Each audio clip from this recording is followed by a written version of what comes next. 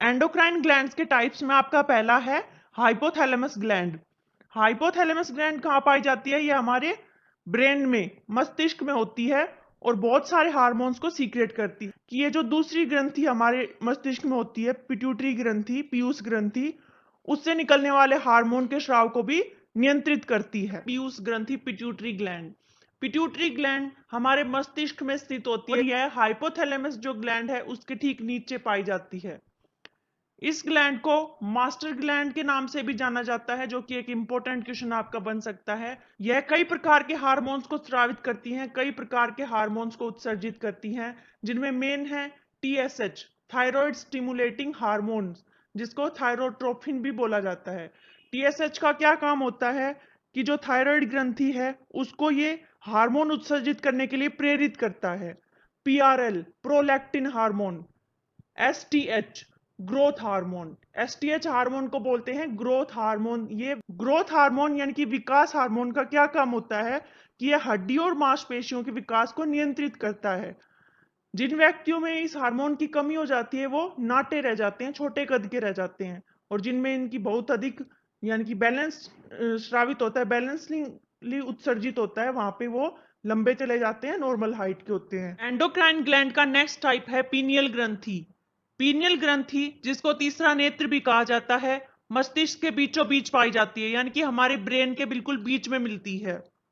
यह मेलाटोनिन नाम का हार्मोन रिलीज करती है, जो कि सोने, जागने और मौसम गतिविधियों का विनियमन करता है। यह छोटी ग्लैंड है जो लाल और भूरे रंग की होती है और चावल के दाने के बराबर आकार वाली होती है। थायराइड ग्रंथि। थायराइड ग्रंथि कहाँ पाई जाती है?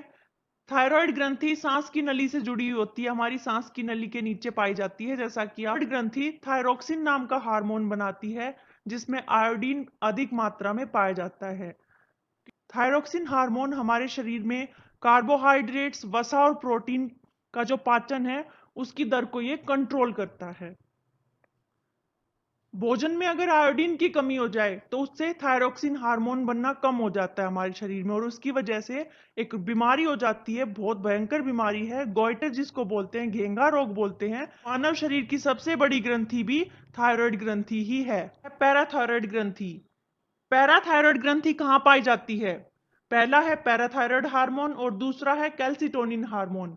लेकिन ये डिपेंड करता है कंडीशंस पर कि पैराथायराइड कब रिलीज होगा, कब उत्सर्जित हो रहा है, और कैल्सिटोनिन को कब उत्सर्जित कर रही है।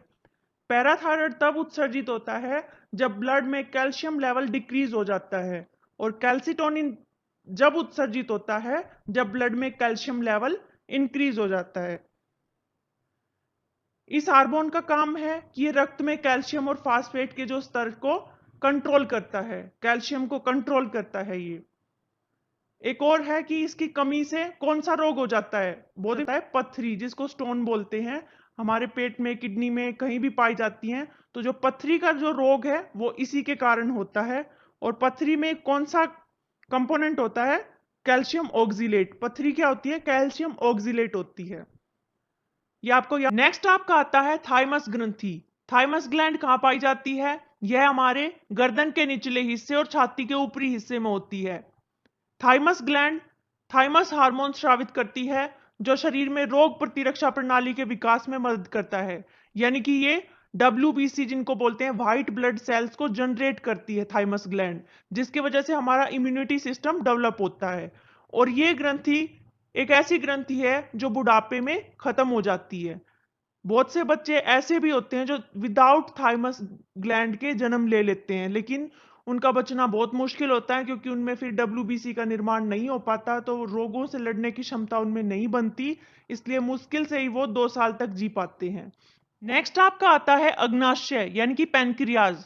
पैनक्रियाज एक मिक्स्ड ग्लैंड है। मिक्स्ड ग्लैंड वो होती है जिसमें से एंजाइम्स और हार्मोन्स दोनों का उत्सर्जन होता है। पैनक्रियाज कहाँ स्थित होती है? यह ग्रंथि पेट के ठीक नीचे मौजूद होती है, और इस ग्रंथि में बहुत सारी कोशिकाएं होती हैं, जैसे अल्फा कोशिका, बीटा कोशिका, गामा कोशिका। तो इस कोशिका से जो हार्मोन निकलता है जिसका नाम है इंसुलिन हार्मोन, वो बीटा कोशिका से निकलता है। ये आपको याद रखना है कि इंसुलिन हार्मोन किस कोशिका से निकलता है? बीटा कोशिका से निकलता है। अब आता है कि इंसुलिन का हमारे शरीर में क्या काम होता है। इंसुलिन का काम है हमारे ब्लड में शुगर लेवल को कम बनाए रखना। इसकी कमी से, इंसुलिन की कमी से मधुमेह नाम की बीमारी हो जाती है, जिसको डायबिटीज भी बोलते हैं। और डायबिटीज से पीड़ित व्यक्ति के ब्लड में शुगर लेवल बहुत बढ़ जाता है। इसका नेक्स्ट आपका टाइप है एड्रिनल ग्लैंड। एड्रिनल ग्लैंड कहाँ पाई जाती है? ये दोनों गुर्दों के ऊपर पाई जाती है। एड्रिनल ग्लैंड जो हार्मोन उत्सर्जित करती हैं उनको जीवन रक्षक हार्मोन बोलते हैं। क्यों बोलते हैं? क्योंकि ये हार्मोन हमारे जीवन की रक्षा करते हैं। क्योंकि ये हृदय गति को, सांस लेने की दर को, ब्लड प्रेशर को और कार्बोहाइड्रेट्स, वसा और प्रोटीन के पाचन को नियंत्रित करते हैं, कंट्रोल करते हैं। हृदय की गति को भी अपने कंट्रोल में रखते हैं, इसलिए इनको जीवन रक्षक हार्मोन बोला जाता है। अब कौन कौन से हार्मोन यह स्रावित करती है? सबसे पहले तो एड्रिनल ग्लैंड के दो भाग होते हैं। पहला होता है कोर्टेक्स और दूसरा होता है मेडुला। कोर्टेक्स से जो हार्मोन उत्सर्जित होता है उसका नाम है ग्लूकोकार्टिकॉइडस हार्मोन। इस हार्मोन का क्या काम है? यह कार्बोहाइड्रेट्स, प्रोटीन और वसा के पाचन को कंट्रोल में रखता है। दूसरा जो मेडुला से उत्सर्जित होता है वो है एपिनेफ्रिन हार्मोन। एपिनेफ्रिन हार्मोन का क्या काम है? अगर हमारे दिल की धड़कन एकदम से रुक जाए तो ये उसको फिर से चालू करता है। इसकी कमी से एडिसन रोग हो जाता है, और अगर एड्रिनल ग्लैंड में खराबी आ जाए, खराब हो जाए ये ग्लैंड्स, तो व्यक्ति 2 सप्ताह के अंदर मर जाता है। जब कोई व्यक्ति बहुत खुश या डरा हुआ होता है तो यह हार्मोन बहुत अधिक मात्रा में उत्सर्जित होता है। इसलिए इस ग्रंथि को आपातकालीन ग्रंथि या ग्लैंड्स ऑफ इमरजेंसी भी कहते हैं।